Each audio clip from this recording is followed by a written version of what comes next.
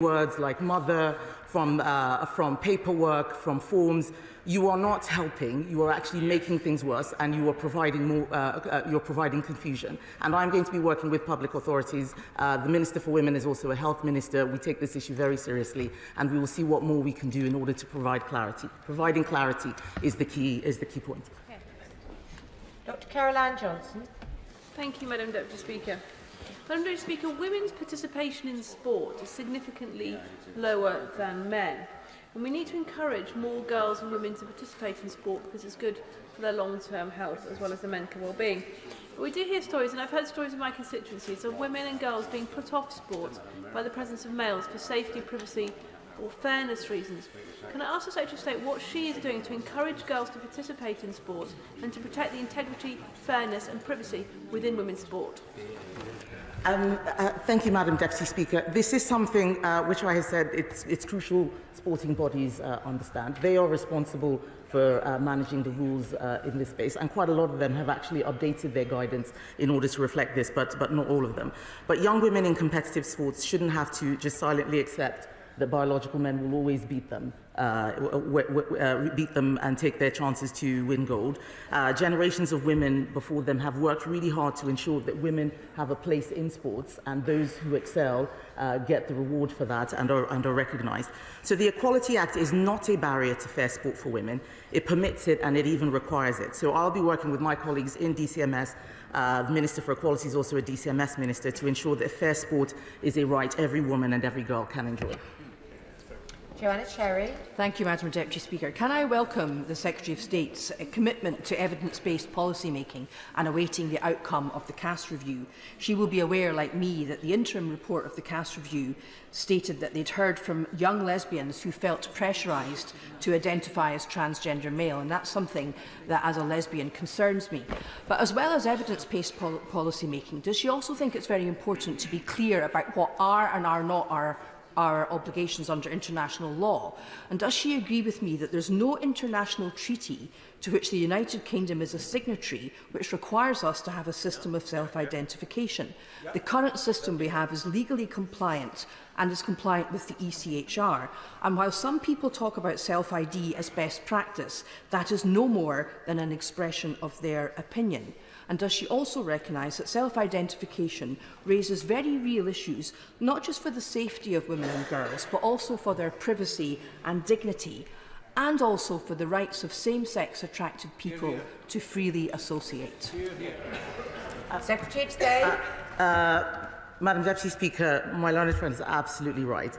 Self-ID is something that impacts all of the things she's mentioned. I think we actually speak less about freedom of association and the impact that it has there. And it goes to the point made by the Honourable Member for Kirkcaldy, that we do need, in many respects, to separate sexual orientation from what we refer to now as gender identity, what is under the T. We have lumped them together before. That was helpful in many circumstances, but I've seen this issue arise in some of the other equalities work I've been doing around race, where we use the term BAME to lump lots of different groups of people together. And when that occurred, we actually missed a lot of information about what was happening within those groups. We need as much granularity as possible if we are going to serve both people who are LGB and people who are T. She talks about what work we're doing in order to stop lesbians from being made to feel like they have to be trans-identified males. I've asked the Equality Hub to do some work with the Lesbian Project, who I know are very interested in fixing this problem. But on the point of international treaties, she is absolutely right. And so much of the criticism about how we will fall in international standing is not evidence-based policy. It is not a good lookism. This is not a good look, and we probably shouldn't do it. That is not how we should be making policy. We should be looking at the facts, thinking very clearly about the outcomes we want, and acting accordingly. And that is the way the Equality Hub, under my leadership, will continue to behave. Nick Fletcher. Speaker, the Secretary of State for Education said that today that to completely stop children from being able to socially transition at school require change in equality law.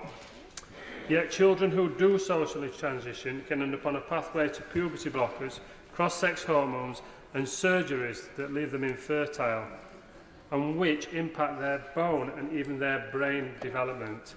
It's also tearing families apart up and down this country, and we cannot continue to let this happen within our schools. So I will be supporting my right honourable friend's bill this afternoon before she lays it in Parliament. But will my Secretary of State also meet with concerned colleagues across this House to change this law to protect our children at school, because this is a must.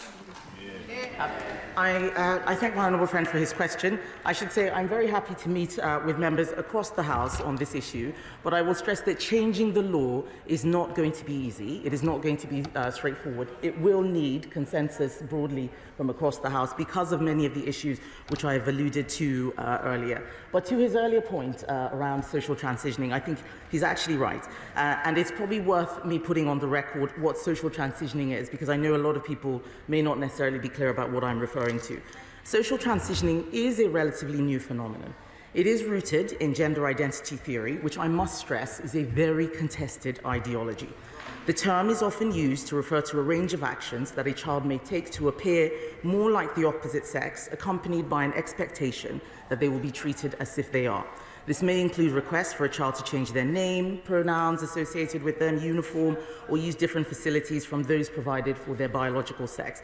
Not all of these requests will comply with legal duties on schools, in particular to safeguard children. Social transitioning is not a neutral act, as it has been recognised that it can have formative effects on a child's future development, which is what he's alluding to when he's talking about cross-sex hormones. We are taking this very seriously. We will have the gender questioning guidance out very shortly, and I hope it will address many of the issues which he is concerned about. Jim Shannon. Madam Deputy Speaker, can I commend the Minister for her wisdom in her answers to all the questions here this morning.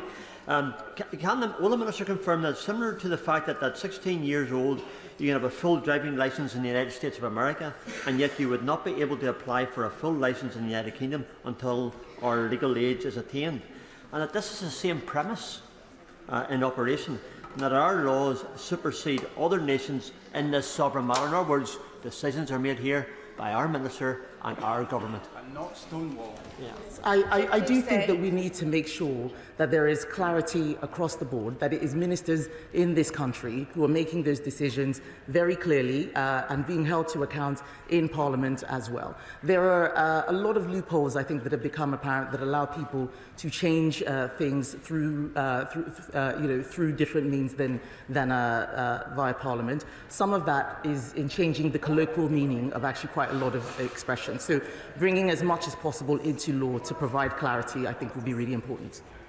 Sir Conor Burns. Yeah.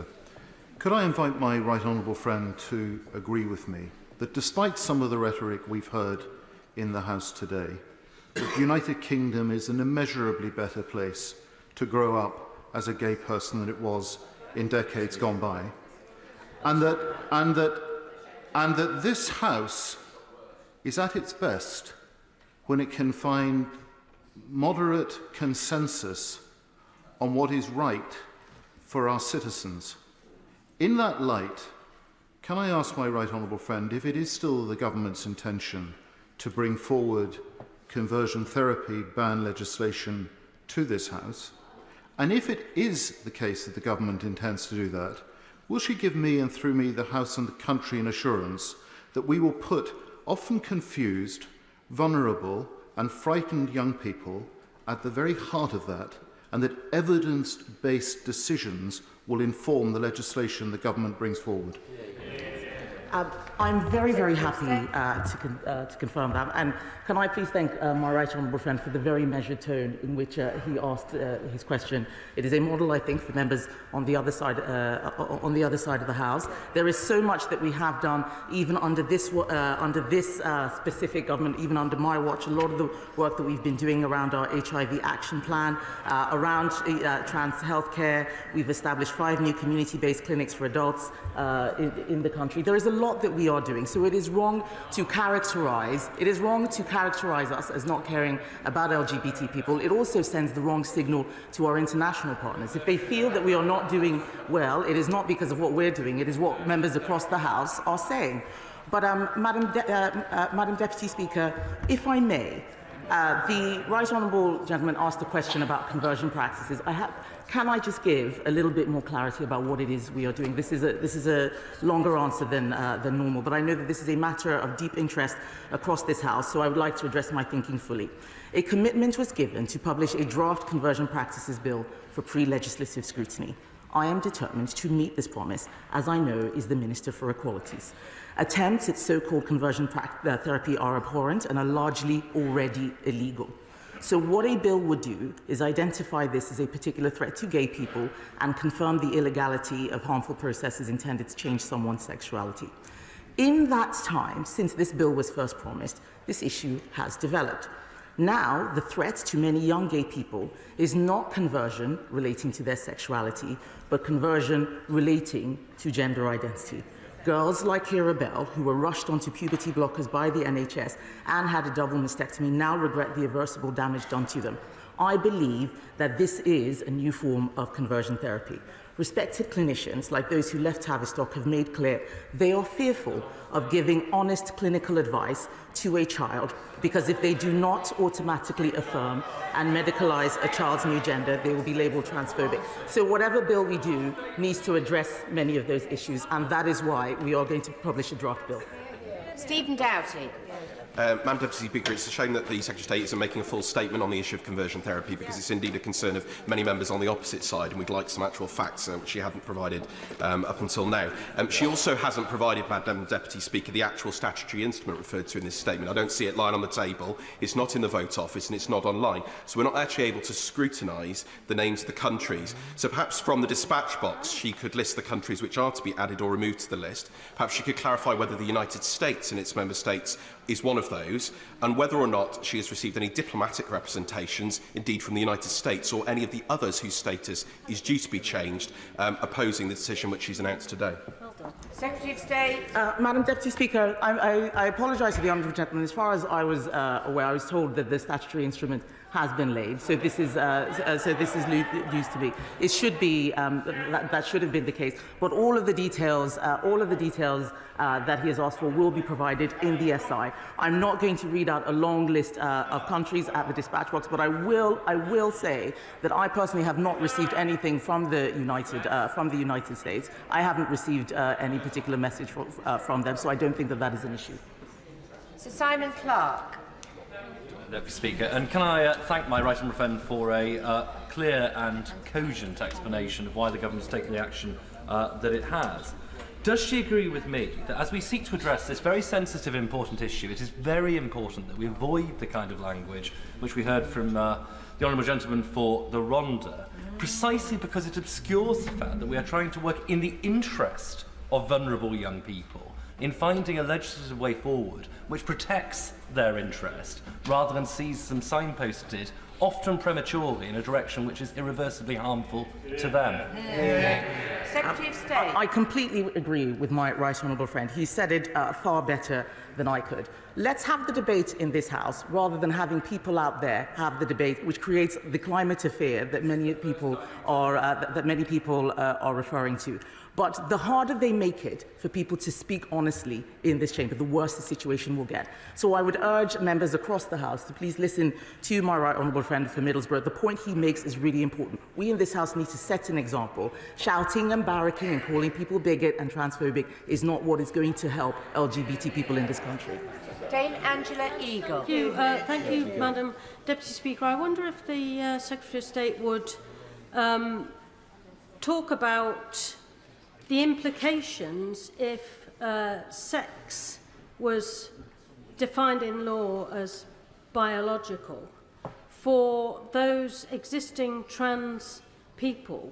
Would they then have to, in all public appearances, act as if their biological sex was the thing that they had to do? So therefore you would have trans men having to use female toilets and trans women having to use male toilets unless they had a gender recognition certificate. I'm genuinely trying to find out what the implication of what she's announced, without any papers before us to look at and ask, are. The Honourable Lady asks a very good question. And the way I would explain it is that this is not an issue that we had before. I wish we didn't have to make these changes.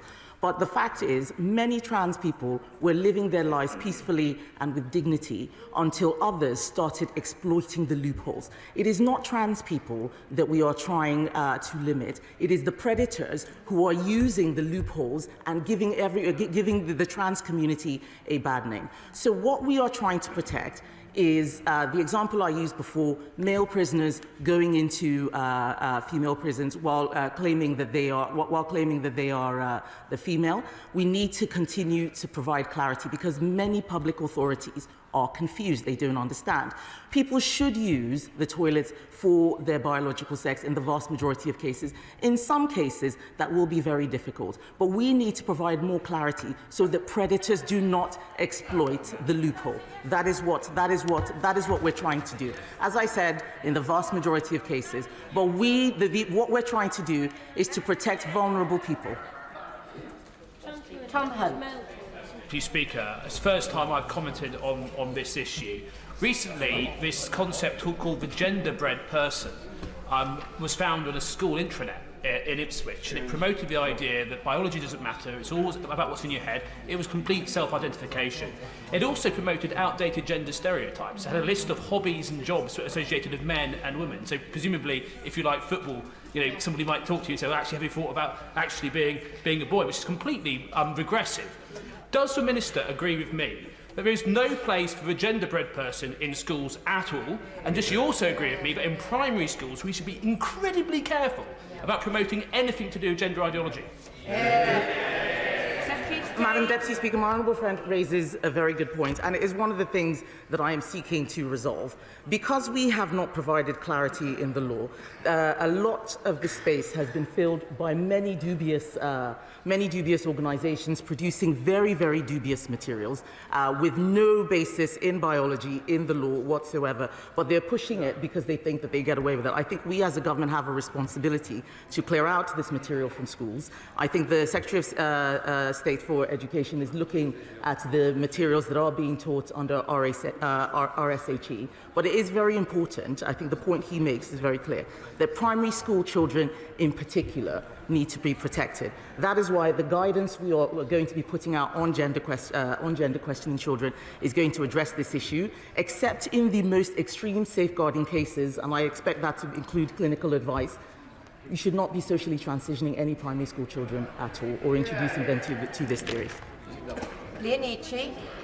Madam Deputy Speaker, I'd like to thank the Secretary of State for coming here and making this statement, because my constituent sphere has been that there's been such aggressive activism with regard to this that actually it puts not only gay and lesbian people in a real danger of hate crimes and different activism going on, but also to protect men, boys, women and girls, because my biggest fear in all of this is that actually we have self-identifying men in particular who will actually cause confusion for women who still do not have equality, especially with regard to health treatment and making sure that they are safe in single-sex spaces. I think my honourable friend is quite right. We need to make sure that we are providing accurate data, and hospitals in particular, but loads of public authorities across the board know exactly who it is and what they are dealing with. We've seen examples, for instance,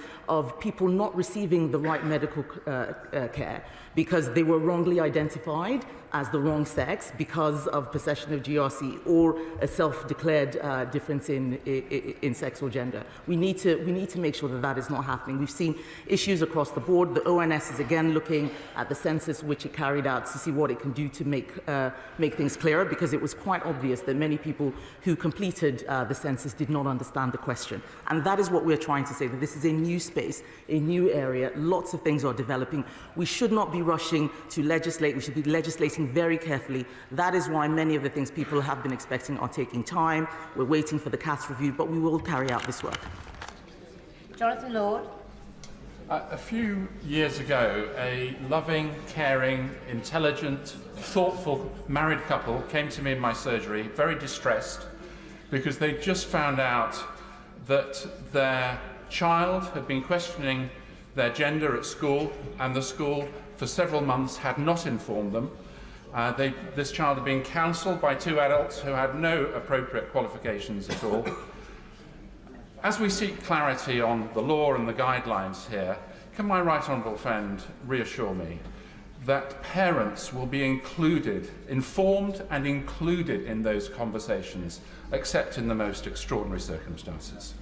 I can confirm that. That is exactly one of the things that I wanted to make sure we saw in the guidance for gender questioning children. It is absurd for such a significant change to be taking place without parents knowing what is going on. Yes, of course, in the most extreme circumstances, that may not be possible, but the vast majority of parents love their children and care for them. We should not treat parents as the enemy here. They need to know what is going on, because quite a lot of the time, gender questioning children have comorbidities. Perhaps they are autistic, perhaps there is something else that is going on in the mental health space that needs clinical advice rather than just put on the pathway for social transitioning. Brendan Clark-Smith. Thank you, Madam Deputy Speaker, and can I thank the Secretary of State for giving us this reassurance that this government remains committed to protecting women's rights, protecting children with policies that are based on biological reality and not extreme ideology conflating sex and gender. And does she agree that today's statement will help stop people finding loopholes around this? Secretary of State. Yes, I do agree. The purpose of this SI is to provide clarity. The law has not really been updated since 2011. We need to be more frequent in terms of making sure that we're keeping up with what is going on in this space. The SI, just in answer to earlier questions, the SI was laid at 12 p.m. I'm sorry that it is not ready. For members, but that is exactly what the legislation is intended to, and I do agree with my honourable friend. Jonathan Gullis. Thank you, Madam Deputy Speaker. As someone who spent their entire professional career working in state secondary schools as a teacher, the one place where debates around gender self-identification should never apply is with children. And just like the divisive critical race theory that we've seen enter our school, we're now seeing the equally divisive gender ideology too. So can the Secretary of State outline for my residents in Stoke-on-Trent, North Kidsgrove and Talk that her announcement today will help to seek to clarify and make sure the classroom is a safe space for vulnerable young people? I really welcome the intervention by my honourable friend. As a teacher, he knows how carefully we need to look after children and make sure that we are safeguarding across the board. That is quite right. This legislation, this SI, is just one step that we are taking in order to provide clarity. There will be more. There will be more coming. Not all of it will be legislative, but there will be measures brought to. There will be measures which will be bringing into place that will help people understand exactly what is going on. We should not assume that the knowledge that we have in this House is present in the population. I have met people who don't understand the difference between being gay or being trans. The Honourable Lady is complaining that my answers are long. It's because I want people to hear the truth and to understand what it is that we as a government are doing. James Daly. Thank you very much, Madam Deputy Speaker. It seems that the main feature of countries that have come off this list is in their adoption of laws which remove all safeguards that exist around changing gender. Does my right honourable friend agree that this approach is dangerous, and what further steps is she taking to address its expansion? I thank my honourable friend. I cannot control what it is that other countries do. All we can do is emphasise what our own policies are. We do have conversations with international counterparts across the House. There has been actually a lot of interest in what we are doing. I remember speaking, I won't name the country, a minister for another country who said that they had brought in self-ID early in theirs because they thought we were going to do it, and they were thinking again. There are actually countries internationally, even in Europe, who are taking steps to limit this because they're seeing the consequences and they don't think that the benefits outweigh the disbenefits. And I'm glad that we in the UK are setting a standard for evidence-based policy making and showing others how to get this right. Point of order. Relating to the statement. I will take the point of order relating to the statement because I think the Secretary of State might be able to clarify it. Point of order, Stephen Down. Thank you, Madam Deputy Speaker. And further to the point I raised in my question to the Secretary of State about the information that hadn't been provided to the House, I do have a list here which appears to be a list of countries and territories which are changing status as a result of the statement and the order that's being laid, but it doesn't appear to have been published or available in the Vote Office. And it includes a large number of Australian states, Canadian provinces, United States states including Colorado, New Mexico, New York City, New York State, and other places, and actually a number of European countries, Malta, Mexico in Latin America, Luxembourg, many other locations. I just wondered if the Secretary of State could confirm for the House's interest whether that list is correct or not. First of all, could I just say, I believe that the Secretary of State did confirm that the order has been laid and it should therefore be available in the vote office, but the Secretary of State might like to confirm that, or to say that she might, if she does not have the information immediately available, that I'll be able to report it back. Secretary of Madam State. Deputy Speaker, I'd like to confirm that it has been laid. I've just heard from officials that it has been laid. And we will ensure that it is available in the vote office. It was laid well before the statement to the House. I'm sorry it hasn't been published, but it was laid, so we have done our bit. I think the Secretary of State has confirmed that it was laid. We will find out why it wasn't in the vote office and come back to the honour. Point of order. Shadow Leader of the House, Lucy Powell. Thank you very much, Madam Deputy Speaker. I wonder if you have been given notice of any oral statement by the Home Secretary today, given he yesterday signed a treaty with Rwanda. As you are aware, Madam Deputy Speaker, the government has repeatedly made major announcements outside this House and has not been forthcoming in bringing these opportunities to members to scrutinise them here. I note that the Home Secretary was in fact in his place today for Prime Minister's questions, so would have been able to give an oral statement. And can you also confirm that statements can be made at any time during the day, and have you been given notice that one will be made later today? Well, I thank the Honourable Lady for her point of order and for giving notice of it. As she knows, the Speaker has been very clear on the importance of ministers making statements first to this House. I can confirm that it is possible for a statement to be made at an unusual time, i.e. not straight after questions as would be the norm. The government would need to notify the Speaker of their wish to do so, and if that does happen later today, I'm sure that the whole House will be notified in good time. Thank you. Point of order, Alison McGovern. Thank you, Madam Deputy Speaker. And on a point of order, I'd like to seek your advice, because on the 6th of December 1923, the first 3 female Labour members of Parliament were elected.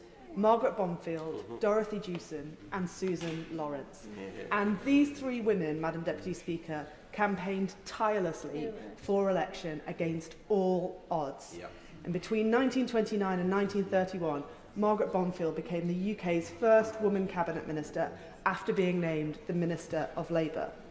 That is a profoundly important anniversary in our country's history, Madam Deputy Speaker. Can I seek your advice about how it can be marked on the record of this House? I'm grateful to the Honourable Lady for her point of order and for giving me notice of it.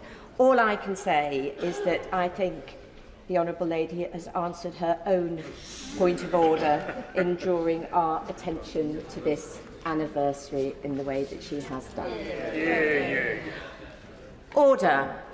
Before I call the Right Honourable Member for Fareham to make her personal statement, I remind the House that such statements are heard in silence and without interruption. And if anybody feels that they can't abide by that, they are welcome to leave now. So I repeat that, in silence and without interruption. Personal statement, Suella Braverman. Madam Deputy Speaker, I'm very grateful for the opportunity to make this statement, and I'd like to put on record my wishes to Mr. Speaker, and that he makes a speedy recovery. Madam Deputy Speaker, serving in Cabinet for just under 4 years has been a true honour, and I'm thankful for the opportunity and grateful to the many civil servants and ministers with whom I worked. We achieved a great deal in the last 12 months. Landmark legislation in the Public Order Act and the National Security Act. 20,000 new police officers, more than England and Wales have ever seen before. One of the largest ever pay rises for the police, greater powers to dismiss rogue officers, and a review of the legal protections to empower our brave firearms officers. But, Madam Deputy Speaker, I want to talk about the crisis on which I spent more time working than any other. Mass, uncontrolled, illegal immigration. We are all here familiar with the problem. Tens of thousands of mostly young men, many with values and social mores at odds with our own, pouring into our country day after day, month after month, year after year. Many come from safe countries. Many are not refugees, but are economic migrants. All have paid thousands of pounds to criminal gangs to break into Britain. All have come from a safe country, France, who, let's face it, should be doing so much more to stop them. This is putting unsustainable pressure on our public finances and our public services. It's straining community cohesion, jeopardising national security, and harming public safety. The British people all understand this, Madam Deputy Speaker. The question is, does the government? And will it now finally act to stop it? The Prime Minister, rightly, committed to doing whatever it takes to stop the boats. And he should be commended for dedicating more time and toil than any of his predecessors to this endeavour. And unlike the Leader of the Opposition, who would rather bury his head in the sand, he has actually advanced a plan. We made some progress during my tenure as Home Secretary. The overall crossings have fallen by 30%. The number of illegal Albanian arrivals down by 90%. And we were starting to close down asylum hotels. But, Madam Deputy Speaker, crossings are down is not the same as stopping the boats. And as Home Secretary, I consistently advocated for legislative measures that would have secured the delivery of our Rwanda partnership as soon as the bill became law. Last summer, following defeat in the Court of Appeal, I advised that we should scrap rather than continue passage of the Illegal Migration Act bill in favour of a more robust alternative that excluded international and human rights laws. When that was rejected, I urged that we needed to work up a credible Plan B in the event of a Supreme Court loss. Following defeat in the Supreme Court, the Prime Minister has finally agreed to introduce emergency legislation, and I welcome his decision. But, Madam Deputy Speaker, it is now 3 weeks on from that judgment, and we are yet to see a bill. I'm told its publication is imminent, but we are running out of time. This is an emergency, and we need to see the bill now. Madam Deputy Speaker, my deeper concern, however, relates to the substance of what may be in that bill. Previous attempts have failed because they did not address the root cause of the problem. Expansive human rights laws, flowing from the European Convention on Human Rights, replicated in Labour's Human Rights Act, are being interpreted elastically by courts, domestic and foreign, to literally prevent our Rwanda plan from getting off the ground. And this problem relates to so much more than just illegal arrivals. From my time as Home Secretary, I can say that the same human rights framework is producing insanities that the public would scarcely believe. Foreign terrorists we can't deport because of their human rights. Terrorists we have to let back in because of their human rights. Foreign rapists and paedophiles who should have been removed but are released back into the community only to reoffend. Yep, because of their human rights. Violent criminals pulled off deportation flights at the last minute thanks to the help of Labour MPs, free to wander the streets and commit further horrific crimes, including murder. Protesters let off the hook for tearing down statues and gluing themselves to roads. And our brave military veterans harassed through the courts some 40 years after their service. Madam Deputy Speaker, it is no secret that I support leaving the European Convention on Human Rights and replacing the Human Rights Act with a British Bill of Rights that protects the vulnerable and our national security and finishes the job of Brexit by extricating us from the foreign court and restores real parliamentary supremacy. But I accept that the government won't do that and that it is a debate for another day. And crucially, when it comes to stopping the boats now, leaving the ECHR is not the only way to cut the Gordian knot. Emergency legislation would enable this only if it meets the following tests. Firstly, the bill must address the Supreme Court's concerns about the safety of Rwanda. Secondly, the bill must enable flights before the next election by blocking off all routes of challenge. The powers to detain and remove must be exercisable, notwithstanding the Human Rights Act, the European Convention on Human Rights, the Refugee Convention, and all other international law. Thirdly, the bill must remedy deficiencies in the Illegal Migration Act to ensure that removals can take place within days, rather than allowing individual claims and challenges which drag on for months. Fourth, the bill must enable the administrative detention of illegal arrivals until they are removed. And just as we rapidly built Nightingale hospitals to deal with COVID, so we must build Nightingale-style detention facilities to deliver the necessary capacity. Greece and Turkey have done so. Greece and Turkey have done so. And the only way to do this, as I advocated for in government, is with the support of the Ministry of Defence. Fifth, Parliament must be prepared to sit over Christmas to get this bill done. All of this, Madam Deputy Speaker, comes down to a simple question. Who governs Britain? Where does ultimate authority for the UK lie? Is it with the British people and their elected representatives?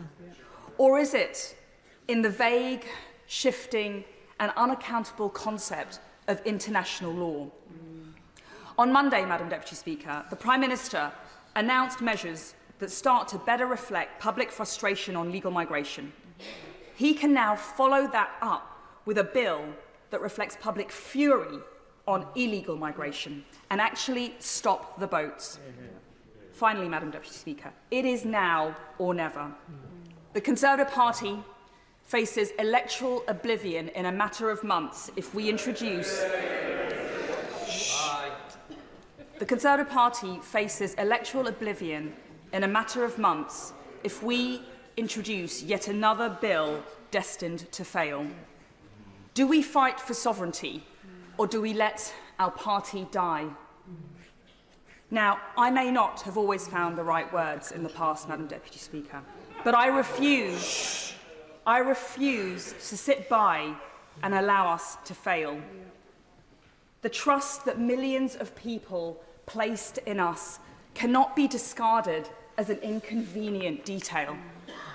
If we summon the political courage to do what is truly necessary, difficult though it may be, to fight for the British people, we will regain their trust. And if the Prime Minister leads that fight, he has my total support. Thank you. Thank the Right Honourable Lady for her personal statement, and we now move on to the presentation of bills. I will allow those who wish to leave to do so.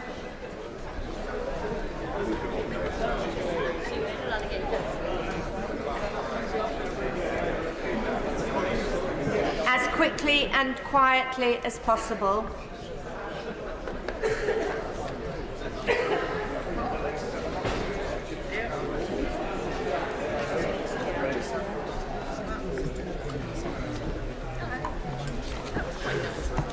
Thank you. Thank you. Presentation of Bill, Julie Elliott.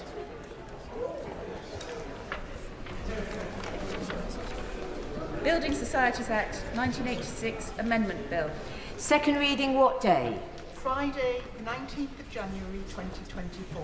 Friday, the 19th of January 2024. Presentation of Bill, Chris Elmore. Shared Parental Leave and Pay Bereavement Bill. Second reading what day? Friday, the 26th of January 2024. Friday, the 26th of January 2024. Mr. Lawrence Robertson. Pensions, Special Rules for End-of-Life